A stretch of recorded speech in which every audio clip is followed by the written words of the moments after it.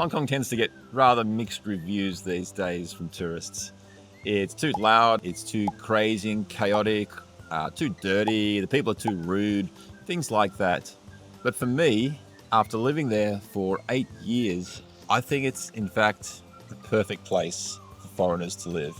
In fact, this video is about why I still call it home after living there and then moving away.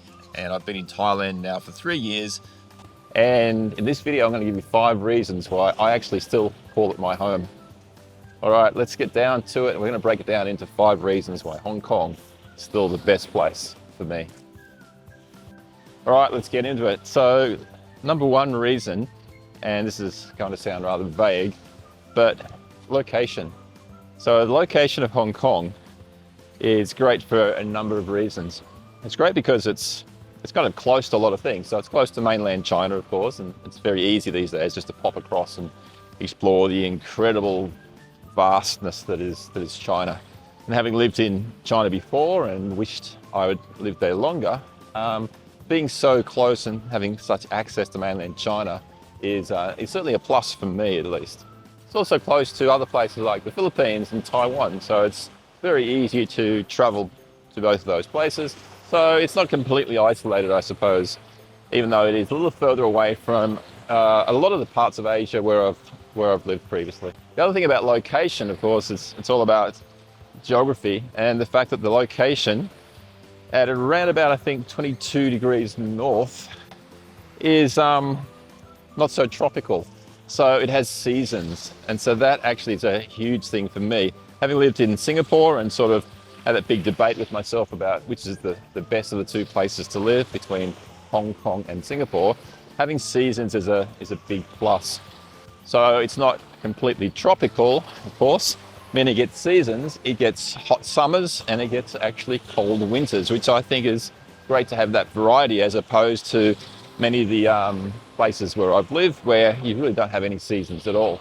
So for me, the location for those reasons is a big plus. The next category I'll call people, culture and food. I'll put all those things together. To me, Hong Kong has always been exciting, and it's kind of exciting because of the craziness of the place, and that sort of is a part of the culture. It's known to be very busy. It's very densely populated, of course, but the culture is just so interesting. It's a Chinese culture, but it's obviously more like Cantonese culture, and Cantonese is the main language rather than Mandarin. And the culture of the place to me is just fascinating. The food, love the food. Certainly one of those other topics of debate as to where the best food is in the world, and it's a very different food to the food that I'm eating here in Thailand where I'm living now. But the food is great, and I find the people fascinating as well. And I certainly, having lived there for 8 years, I made a lot of local friends, and I found Hong Kongers to be really interesting people, and certainly not the stereotypical sort of rudeness that you sometimes hear. And I certainly didn't experience that at all. It's busy, and maybe there's a little bit of limited personal space sometimes, and people are often in a hurry, but I wouldn't call that rudeness. I would say that's just kind of the realities of living in such a densely populated place.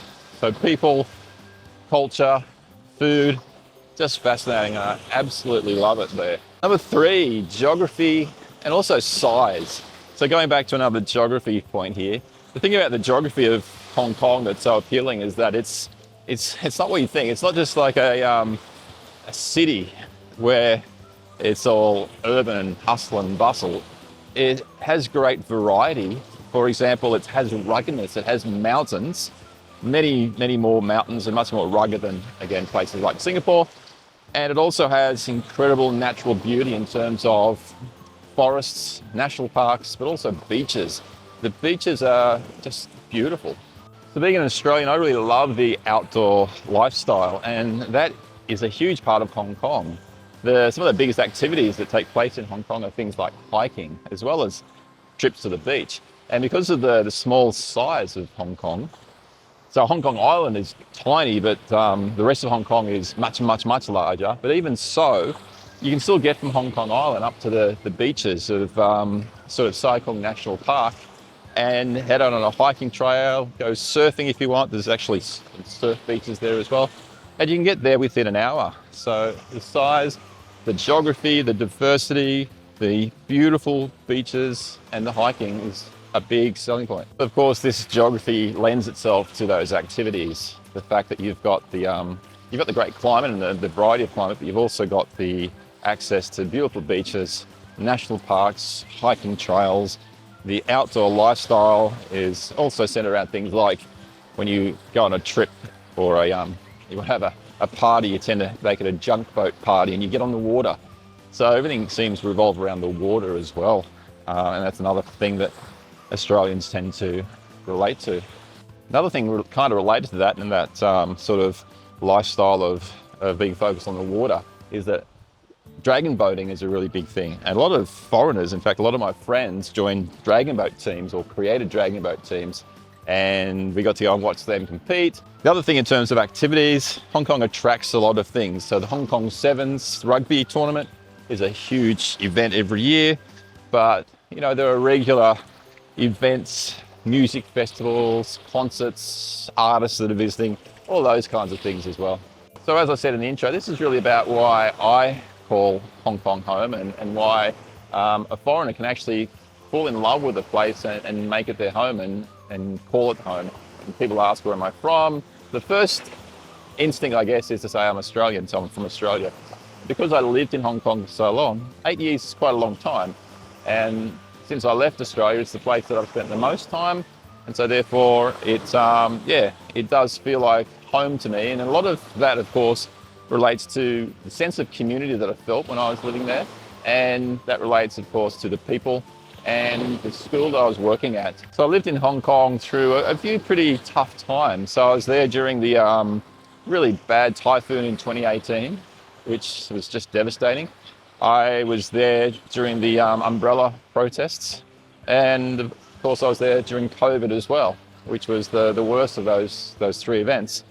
And during that time, the community that I worked with was a really big part of getting me through that. So the sense of community in that place, in the school that I worked at, but in Hong Kong in general, was a huge thing that contributed to my sort of sense of belonging and sort of the love of the place as well. Unfortunately, it was COVID that led to me and my wife leaving and heading here to Thailand 3 years ago. But I've been back once since, and I certainly do have the thought that we will move back there again at some stage. And that's really because of the fact that it feels so homely and it feels like the right place for us. The fact that I've lived there twice, when my two daughters graduated at the school where I was working after our first 4 years, we took them back to Australia and helped them settle into university life there. And very quickly we realised that we didn't want to stay in Australia, so we headed back to Asia via Singapore for a couple of years, and then a job came up at my old school, so I ended up back at the same place and living in the same village that I was living before. Yeah, could I go back for a third time? Maybe. And the fifth reason why I call Hong Kong home, and I suppose I've touched upon this already, is 8 years is a long time. And it's a place where I kind of grew as a person, but also as a parent, having two daughters living there in Hong Kong and going through those teenage years for the two of them. It's a big part of my life. So as well as the friends that I made, the students that I taught, and many of those students that go back there to visit regularly, and of course, when you're there as a teacher and students keep coming back, you end up sort of running into them. And so it does feel like home when you're able to walk around the street and see people that you know from past years, and students would come up and say hi if they'd come back on their summer holidays and things like that. But people tend to go back to Hong Kong. They don't just live there for a little while and leave. They go back to visit. People are always calling in and visiting. But yeah, the main thing I'm getting at there is that 8 years of being a parent and seeing your kids go through school and to graduate there as well, and to be, in fact, I was lucky to be on the stage with my daughters when they both graduated, and to, in fact, hug them and hand them their diplomas when they graduate. So it has those incredible memories, as well as those tough, challenging times, and all of those types of things really build that sense of belonging and maybe where you're meant to be. Now, there is always this constant debate between different places, and it's obviously very subjective. People are very biased and have their own experiences and why they love places and why they hate places. And so the debate, the constant one that I hear of all the time, is between Hong Kong and Singapore. Both residents of those two places are incredibly proud of their place, and they, in most cases, will argue passionately that their place is better than the other for various reasons. In fact, this is so much the case that I made a video discussing the pros and cons of Hong Kong and Singapore, and it really blew up. It's over 75,000 people have watched it now, and the comments, just quite amazing, seeing all the comments and all the passionate pleas for why Hong Kong is better than Singapore, or why Singapore is better than Hong Kong. So I think that's really interesting, and it's, I think, great that people are proud of where they are from. But for someone like me, who has lived in lots of different places and left their country of origin a long time ago, it's difficult to work out where you're from.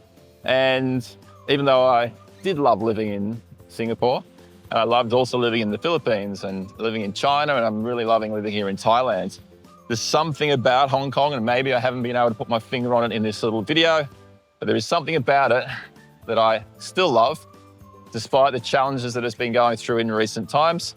And it still feels like home when I go back. And that might not convince anyone else that it's a great place. And certainly if you just pop in for a visit for a few days, you'll have a very different impression.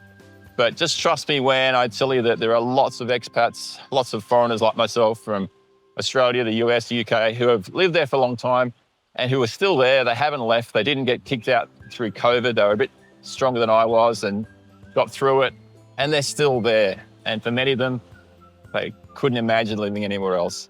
So I hope you like this video. Drop a comment. Let me know if you agree or disagree. Tell me why you love Hong Kong. Tell me why you hate Hong Kong and why another place is much better. If you've lived there for a long time, also drop a comment. And are you thinking about going back? Because that's my big decision that will happen in the next few years, no doubt, that if an opportunity arises, will I go back to Hong Kong, and will I live there until I retire from teaching? For me, great place to live. If you haven't been, check it out. Check out my other videos and check out the video here with regards to the debate between Singapore and Hong Kong. All right, catch you later.